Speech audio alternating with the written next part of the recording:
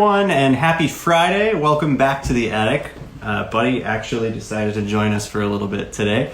We are joined today by Peter Sagal, who Wikipedia describes as a humorist, but he's also a writer and a host of NPR's show Wait, Wait, Don't Tell Me, which actually came through South Bend. I'd say recently, but all time blurs now. It must have been a couple years ago, and Peter was a guest on the show.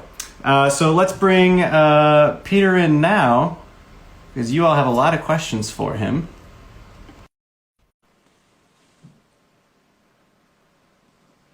Hey! Hello, Chasten. How are you? I'm great. How are you? I'm fine. I'm all right. I can tell you exactly when it was we came through. We came through in February of 2018 to South Bend, beautiful South Bend. It wasn't too long ago. And we invited your husband to be the guest on their show because we did not know at that time that you were the more interesting of the couple. I apologize. Yeah, he's really boring, right? He is. He's dull. He's just always going on about facts and policies and stuff like that. Yeah. Everybody would much rather hang with you, Chasten. You know that. Well, thank you. I just realized I'm on the wrong Wi-Fi, so give me 1 second. All right. Oh, no. Did I ruin it? There you are. This is, by the way, This is my first ever Instagram Live. I've never done this before. It's very exciting. And you got an Instagram just for this occasion. I did. I've created an Instagram account because I always thought I was too old for Instagram. You know, well, basically, you know, I think basically my generation, we look at photos through Viewmasters. Welcome to the 21st century. I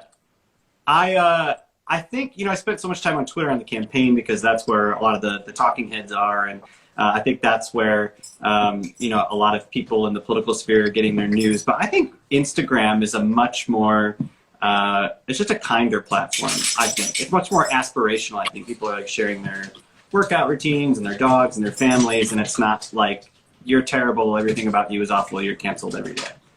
But isn't that a problem? Because if people are posting photos of how their exercise routines and how fit they are, or their homes and how beautiful they are, and their dogs and how great their dogs are, doesn't that make us feel terrible about ourselves even more than we normally do?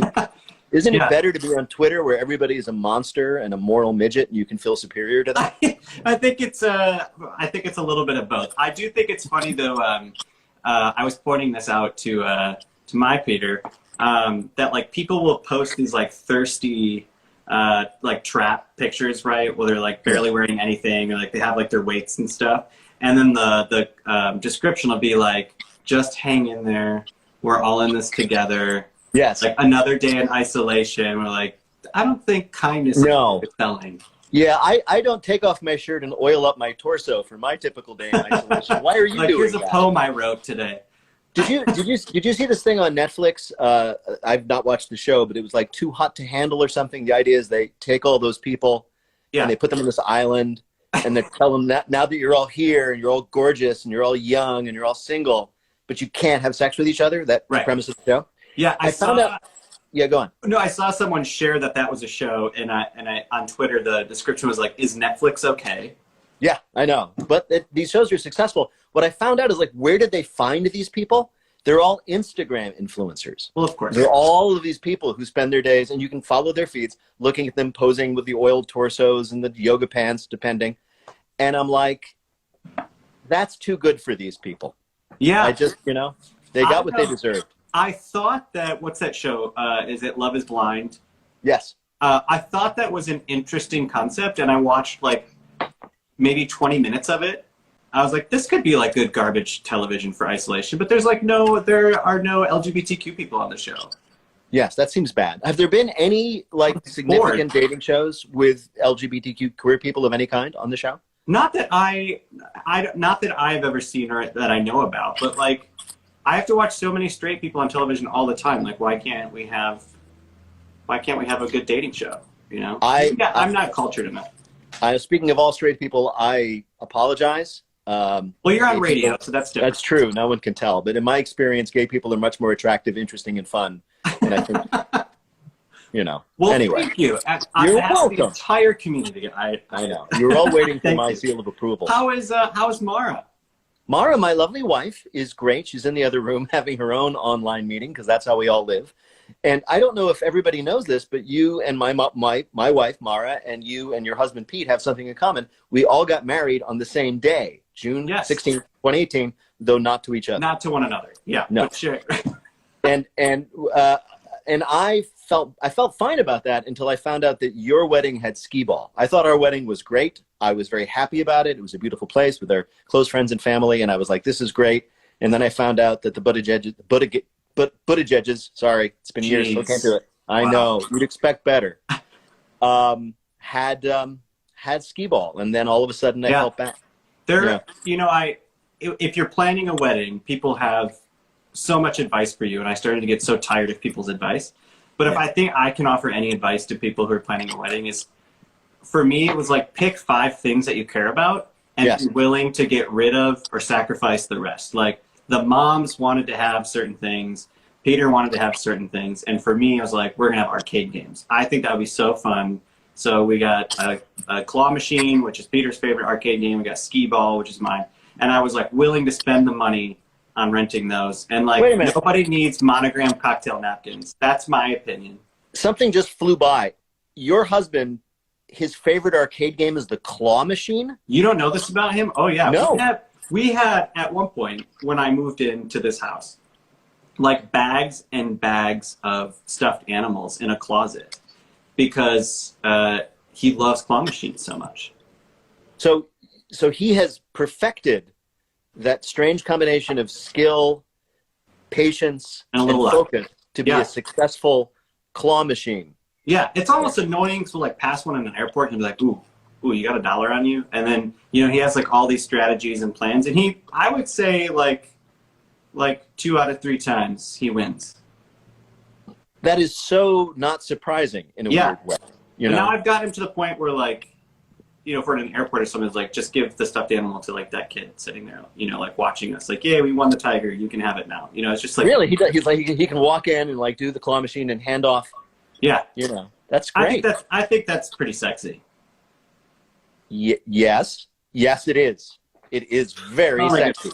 Speaking of extremely, extremely sexy things, Julian on Instagram asked, is it true that you're a big Lego fan? Not particularly, although I think I know why she says that, because a few years ago, this is when my kids were small, I discovered that there's something called Brick World, which is a convention of Lego artists, a thing I did not know existed, that happens every year here near Chicago on Father's Day. So it became my family's Father's Day tradition. And I just love these people who spend their days, they're not building like pre-made Lego kits. They're building models of everything from spaceships to castles to anything, to like an 8-foot version of the Titanic. And I just thought that was a really weird subculture, and I actually became friends with one of those artists, a guy named Dave Coletta, who is a kindergarten teacher here in Chicago, in Hyde Park. And he's like this brilliant artist, but his medium is Lego bricks. And he builds beautiful little dioramas of daily life. He's got a series of dioramas of like, this is the day he met his wife. This is the day they proposed. This is the day they got married. Oh, it's amazing.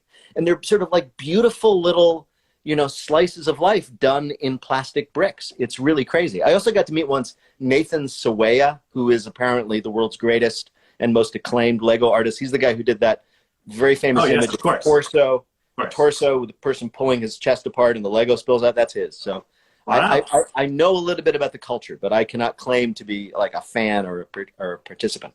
Neat. That is something I know nothing about.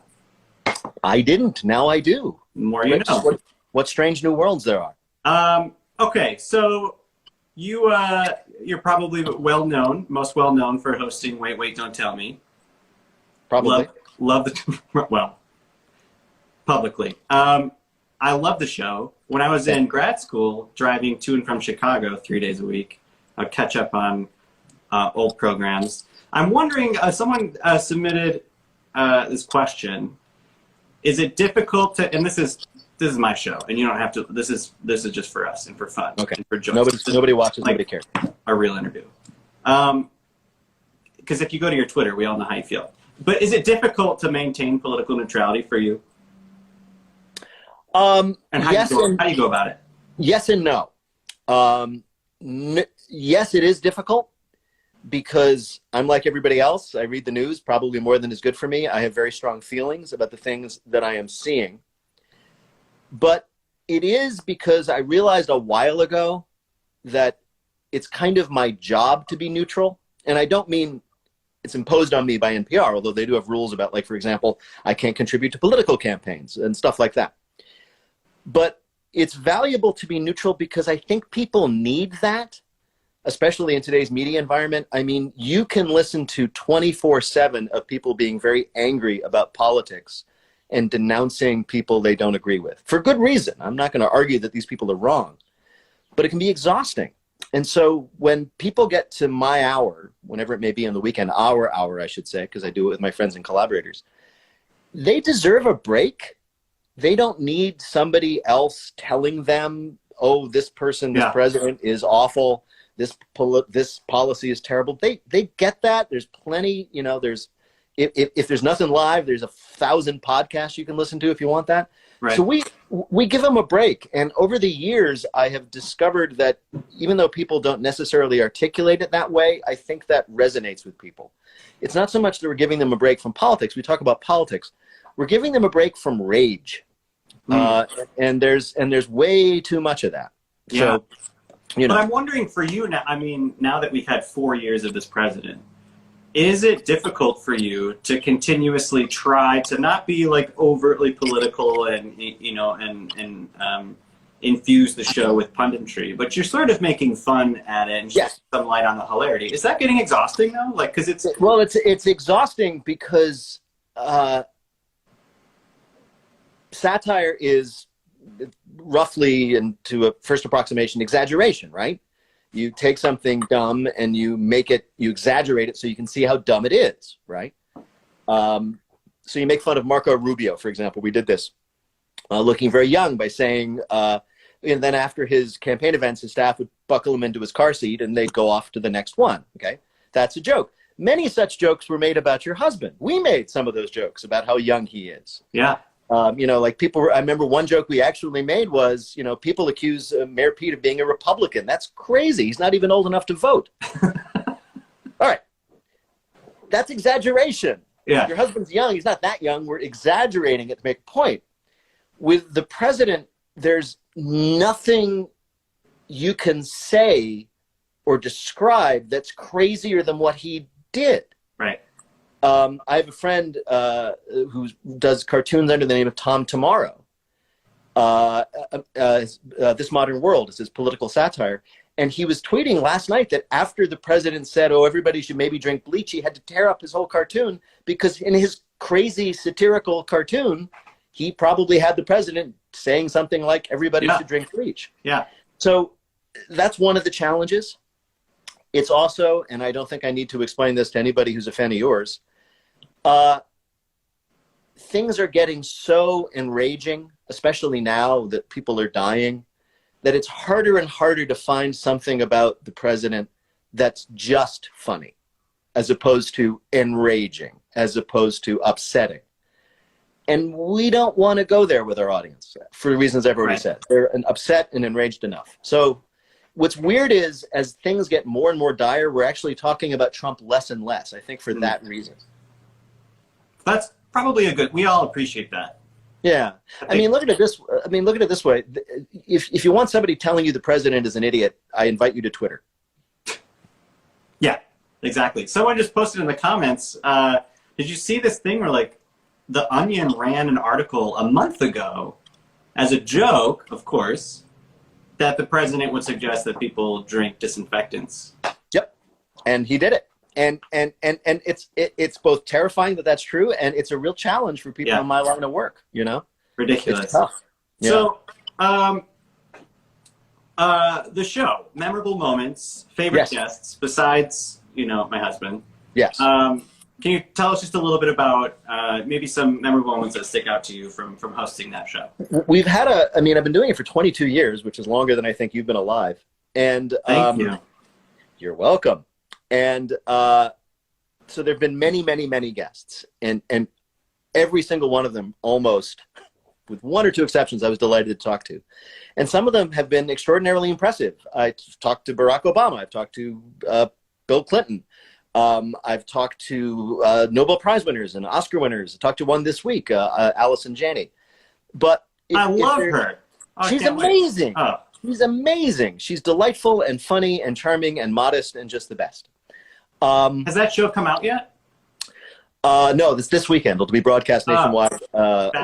We taped the show a day in advance or so, so I talked to her last night. From this very chair, in fact, because I'm taping my show in my house. Oh, incredible. Okay, anyway. But the most gratifying and memorable guests, for me anyway, have been the people I admired when I was young, many years ago. And fortunately, I was able to speak to them as a guest on my show, and it turned out they were just as wonderful as I always hoped they were. So maybe the best example is Leonard Nimoy. I was a huge Trek fan growing up, original series. That's all there was back then. And in walks Leonard Nimoy, Mr. Spock, and he's terrific. He's a delight. He's kind. He's generous. He's charming with everyone. He's modest even. And you're like, whoa! All those years I spent, walking around in my Mr. Spock blue Star Trek windbreaker when I was, 10. They weren't wasted. He was wonderful. And that's been true of so many other people, including William Shatner, including Carrie Fisher, including Carol Burnett. Carol Burnett. Oh my gosh! Likes my radio show. Dick Van Dyke. Do you have a T-shirt that says that? I wish. No, actually, I have a tattoo on my chest, but it's private. Now I know what I'm getting you for your birthday. I know. Thank you very much. But it's very gratifying to find out that people you admired were worth that admiration. Yes. And in fact, it's made me very self-conscious. And I think that this is something that you and certainly Pete are going to deal with if you're not already, is you're going to meet people who've invested a lot of energy in you and a lot of emotion in you. I know that's true. I know that's true with you and Pete because I saw it online happening in real time. Yeah. And you're going to meet those people. And if you're anything like me, you're going to feel an obligation to make sure that those people feel good about that. That Absolutely. You want to treat them well enough, with enough respect and attention and gratitude, that they walk away from that interaction feeling, hopefully, honestly, that they didn't waste that time. Because people in my business, we demand from our audience the most valuable thing they have, which is their time. Right. And I don't want them to ever say, oh, that was a waste. I shouldn't have done that. I was always so astounded on the campaign trail, and I'd show up somewhere and there'd be like 100 people in this room. I'm like, 100 people came to see me? Like, Pete's not even here, It's just, I'm just coming to, spread the good word and talk to folks about the campaign. And I always felt such a heavy obligation, not to mess it up. And it's also so touching that people want to. Yeah. It is an obligation, and it can feel overwhelming. And I know some people who are really famous. I'm public radio fame, which is like a scale model. It's like a Lego diorama of real fame. But these people are really famous, and it can be absolutely exhausting. Yeah. Because people have so much invested in you from your movies or whatever it is you did, and they kind of want that from you, that validation that their affection was worth it. And it can be really exhausting. Yeah. And so I feel lucky that, I only have to deal with it on a small scale. But for someone like Tom Hanks, for example, who was our guest, and I've seen him interacting with people, and you can see him working hard to be kind, to be generous and attentive to every single person, which is really to his credit, because imagine the family. Yeah, he's Tom Hanks, right? He's Tom Hanks. He's like the epitome of kind America. Right, and he knows that that's something that people expect, and he is going to give that to them out of generosity. But you can also tell it's really tiring. You can see him just kind of after a while, you just kind of lose it. I'm sure this is something that every politician in the world or politician's spouse has dealt with. Just because people invest so much in you. I would describe it to my friends. I was trying to talk about how I just felt on the trail as vulnerability fatigue. That every day you put it all on the line, and I would tell the same heartbreaking stories and the same stump speech 10 times a day, and people would ask me the same questions, and I would still every day invest in giving them the same answer, the same story that I told at one point, in a different city. I'd come to the next city and tell the same story, even though I was opening up a lot and talking about really, really hard things and why politics for me was so personal. At the end of the day, you're just, there's like nothing left. But it's when you see the trade-off there, though, Yes. on how happy people are and how people walk away from that feeling like they've been heard and they've been seen and someone actually understands them, and there's that glimmer of hope in their eyes. Totally worth it. The one thing, of course, you and Pete especially have to deal with that I don't ever have to deal with is nobody comes up to me expecting me to give them health care or, or fix the world or fix the country or help them with their loans or all the problems that drive people to get interested in politics. At least I never have to deal with that. I can't imagine the burden that is to have that kind of expectation. I think it's really hard for him, and when we travel together, obviously he's much more visible than I am, so I could like sneak in and out of airports sometimes, and people would do a double take or whatever. But I think a lot of times it's very funny that like people would like double take or triple take at like a gate in the airport, but they would never say hello because I feel like maybe they thought it wasn't me, which is great. Yeah. With Pete, and then it's the two of us together. It's clearly us. Oh yes. And poor Pete, you're in the airport, he's trying to have a cup of coffee, like sneak in a meal, and someone would come up and be like, "These are all the reasons why I think you're a terrible human being," right? And he's just trying to like drink coffee or like eat some Chipotle really quickly. They're like, "Let me start at the top," right? And you have to like sit there and smile and hear it. Yeah. And he always handles it with such grace. And the thing that surprises me about him is he's genuinely interested in listening and then helping. Bro, I know. Where if someone came up from behind me and was like, "Hey, I hate your guts. Here's why," it still would throw me a little bit. And for Pete, he'd be like, "Oh, please tell me more." And he's got an additional problem because everybody's got a camera, and he knows that if somebody came up and said something vicious and awful, and he turned around and did what I would do, which is tell the guy to F off, that would be on the internet everywhere instantly. And he can't do. Although who knows? Maybe that could help. That's the scary part. I mean, so many times people would come up to me, and like have their phone, holding it like right here, and ask me some question to get me like really fired up. I'm like, you need to invest in the smaller camera. You need to you need to change your all of that said, Chasten, do you miss it? Because you guys went through this bizarre transition of being national celebrities for good reason. And people were invested in you. People were following you around. People were showing up in mass to hear you guys speak, both of you. And then it was over, and now you're locked in your house. Yeah, well, I've redone my attic. It's very nice. This used to be like a mothball-filled like storage space, and so I'm running out of house projects. But I'm enjoying being home, catching up with Peter, spending time with the dogs. We spent our first year of marriage basically apart, crisscrossing the country. And I'm glad that I have these opportunities to catch up with him. But I'm an extrovert at heart. I love people. I love talking to people. That's why I'm, doing this to, just spread some joy and bring people together, because I loved being out there, especially talking with people who just felt like politics was not somewhere where they belonged. And that's how I grew up feeling. And, when I came out of the closet, I felt like nobody cared about me, or politics and politicians, was not a space for LGBTQ equality and rights. And so then I'd go into these rooms and talk to people who felt the same way, right? Like, people don't get me. People don't understand my story. I would go to LGBTQ centers, and these kids would be like, you don't understand my story. And I'd be like, you're right. I don't. Tell it to me. I want to take it to Washington. I want to help, change this country with you. And I loved that. And I love people walking away feeling like they had been heard, like someone truly understood where they were coming from. And I think a lot of politics today, politicians and leaders lack the ability to actually listen to other people. And that was one of the favorite parts of campaign for me, was just going somewhere, opening my notebook, taking notes, and just listening to people. Right. And I miss that. I miss those genuine connections and people giving you like the big hugs and, thanking you just for your visibility, that they never thought they would see a gay man run for president. They never thought that they would see this day or ever feel like they belonged in a campaign. And I really, really do miss that. So I'm glad Peter has his current political project with Win the Era, and we're doing these Instagram live shows, just because I'm not a political, I don't know what to say. I'm not very good at politics, but what I am grateful for is the opportunity to connect with people and talk to people and listen to people. And so I'm glad that we can still do this through technology because, I got 550 people in here right now, hopefully feeling just a little bit better about the world and themselves during this scary time of isolation. And I do miss that.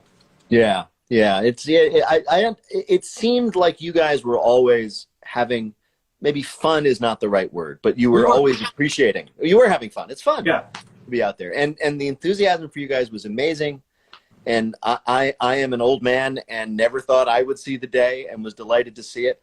I will say, and I went on about this on Twitter a little bit, it was really weird knowing somebody who was running for president. Yeah. I've met people who've run for president. I've talked to people who were president. But to see somebody I knew as a person, considered a friend, to enter into that spotlight, to throw his proverbial hat in the ring and be treated as a candidate was really disorienting. Yeah. Because people, many of whom I like and agree with on many topics, were saying these things about your husband that just weren't true. I mean, nobody's obligated to like or vote for anyone, including Pete. But these lines about he's a CIA agent, or he's clearly doesn't believe in this, or it was surprising to me, and maybe only because I had nothing like yours, but a little bit of that sort of personal connection, to see how politics and political tribalism distorts people. It's not necessary to hate someone to vote for their opponent. You can just say, well, you're a nice person, but I would prefer this person's policies or personality. I will vote for them. But somehow people do. And it was just really alarming. And I would write to some of my friends. I say, why do you have it in for Mayor Pete? And they'd write back, so, well, he's like this, and he's like this, and he said this, and he said this. And I would sometimes write back and say, actually, he didn't say that. That was distorted. He didn't actually say, for example, that he would appoint justices like Justice Kennedy. He was making a larger argument, and it was sort of distorted. And they didn't really want to hear it. Because that's the other thing I learned, is that it's not just seemingly human for people to get into that kind of tribal mindset. It's actually enjoyable. People enjoy that malice. I felt so, like, there were so many times in the campaign trail where, I taught middle school before I left my career to go out on the campaign trail, and I held my 7th and 8th graders to such a high standard in the ways that we treat one another, we treat our environment, the ways in which we talk about the material, how we disagree with ideas and opinions, but we don't disagree with people, the way we, respectfully disagree with one another, and the way we talk about one another and treat one another on the internet. And then I'd be out on the campaign trail and I'd read things from other adults, people in positions of power, people with blue check marks next to their name, and they had a really large platform, but talking about other human beings in a way that I would never tolerate as a teacher of schoolers.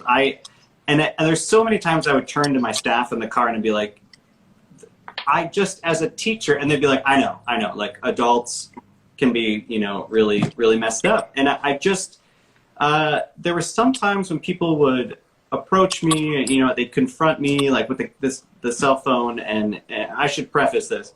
I admire Elizabeth Warren. I admire Senator Sanders. I think people on the internet want us all to hate each other. I got along with all of them just fine backstage, sitting next to the spouses. Of course we're all competing, but these people would come up to me and they would be like yelling at me about, Elizabeth Warren. And I'd be like, I really like Elizabeth Warren. I think she'd make a great president. I think, though, she would probably prefer you be out there knocking on doors or making calls on her behalf than, like, coming to this coffee shop and yelling in my face. That's not doing anything to win over support for your candidate.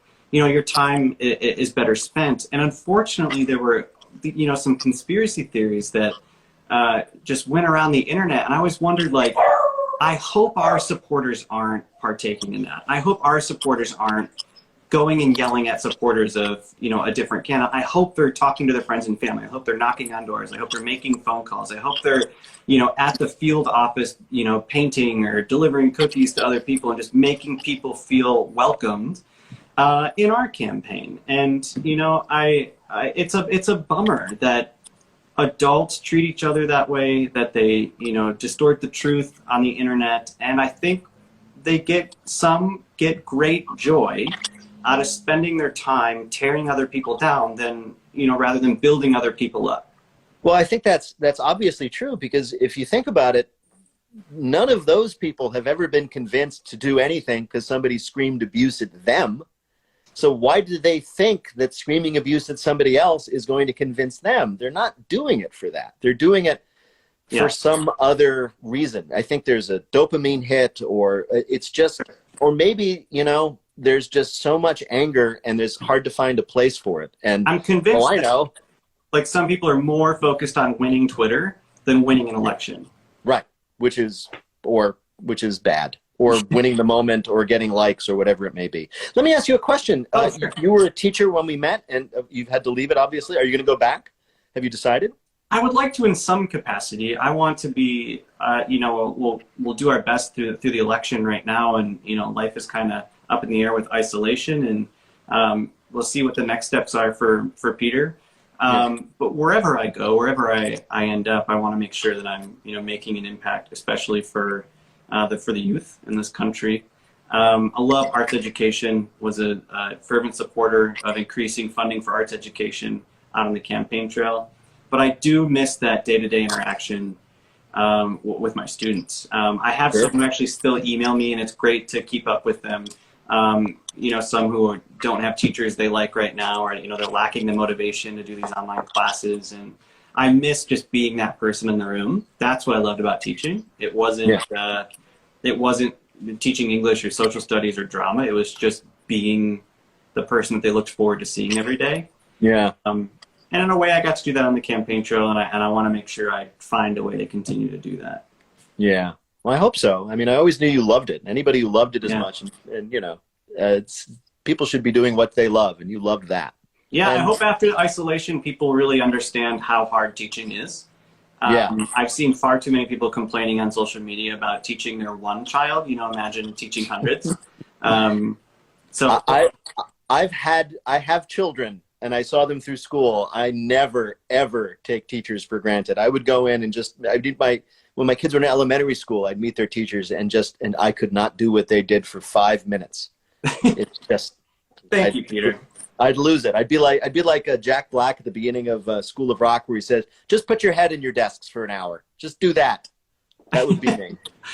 You're just rolling the TV cart, please. Exactly. So I'm wondering, yes, do you have Carl Castle's voice on your voicemail? Oh, I don't. And of course, now that Carl is gone, I wish I did. I have some memorabilia of Carl. No, sadly, my voicemail is my voice. I hate to disappoint everybody. You just get me. You just get me, sadly. Since when Carl retired about a year or so before he died, we started offering anybody's voice. Bill Curtis was very gracious because he didn't demand that we make him the prize as Carl had been for so many years. But I think Bill knew, as has turned out to be the case, that 90% of the people who win on our show ask for Bill Curtis, because they're not fools, Chasten. They know this is like the voice of God, and that he will say anything they ask. I love it. We've chatted a long time. I'm surprised. I just noticed the time. I was told, by the way, again, my first Instagram Live, I was told that youth of today have very short attention span. So I'm doing one. Watching and like. Yeah, I'm doing the first ever live Instagram thing for Wait on Sunday. And I said to my staff who set it up, I said, should be like what? Should be about an hour? And they're like, oh no, 7 minutes, Peter. Do 7 minutes. That's pushing. Yeah. So there will be an Instagram Live. I'm sorry. Say again, Chasten. This is just for fun. We're not, trying to influence all of the youths of America in this 30 minutes. But I will say, since people are watching 12 noon Central Time, 1 p.m. Eastern Sunday, I'm doing a Q&A at the Wait Instagram account. There you go. I look forward to hearing Allison Janney. She's the best. And I'll just pitch it. Her movie, Bad Education, is really great. It's on HBO, and Hugh Jackman is very, very good in it. Oh, great. Yes. I look forward to it. Before you go, I want to plug your book. You wrote a book. Yes. The Incomplete Book of Running. Yes. You love to run. You're a marathon runner. I have been, yes. Which is, in my opinion, just ridiculous. I hate running. And you wrote this book for people like me. Exactly, I did. Hate running. So tell me more about it. Well, what I did was I decided to write a book for people who run or who would like to run or maybe don't think they should run, and maybe try to get them inspired to try it. And nobody was interested, so I introduced a virus from China that forced everyone to stay home, and the only exercise available to anyone is going to run. So basically, I did it. I'm sorry. Very briefly, I am a very unlikely athlete. I was very brainy and nerdy, and was told, as if I needed to be told, that I wasn't any good at sports, so I never thought of myself as athletic. And I had a kind of midlife crisis running boom, as many people do. I ended up running to date 16 marathons, and this became a central part of my life. And I've become kind of an evangelist for it, in that I think that, I'll make it very brief because we've been ongoing for a while. I think we have a lot of problems in today's world, some of which we've discussed. But one of the basic ones is we spend way too much time inside our heads and not enough time moving, and not enough time moving outside. And running is the simplest and most direct way to reconnect to what we were, if it excuse the expression, born to do, which is to be outside and moving. It's a wonderful activity because anybody can do it. You don't need lessons. You don't need special equipment. It's possible to set your own measures of success. You don't have to win a marathon or complete one to be a good runner. You can be a good runner by running 2 miles every other day. But it's something that I think almost everyone, anybody who can physically do it, if they're not, with any kind of disability or illness, will benefit from. So if you want to know more, people, I guess, can buy or borrow my book. And if anybody needs advice, I'm at Twitter at Peter Sagal. I love to gas on about it. I love it. So this is really silly, but before we go, I wrote a limerick for you. Oh my gosh. And I should have asked you to write one for me. I wrote it in about 30 seconds, just before we started. And it's terrible, but are you ready? I am ready. I'm ready for anything. Daily news.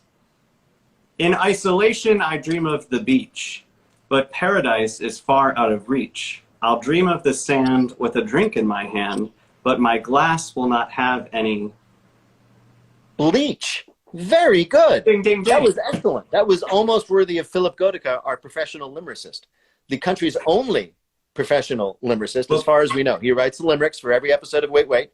He is an accredited, he has a master's in limericks, which he got from the National Institute of Limerickology, which is, of course, on Nantucket.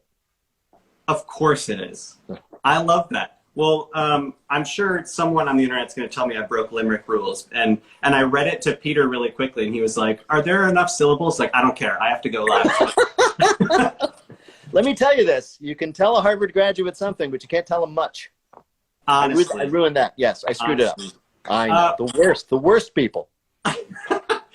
Don't tell him. I shan't. No. I will not mention that at the next alumni gathering. Please tell Mara I say hello.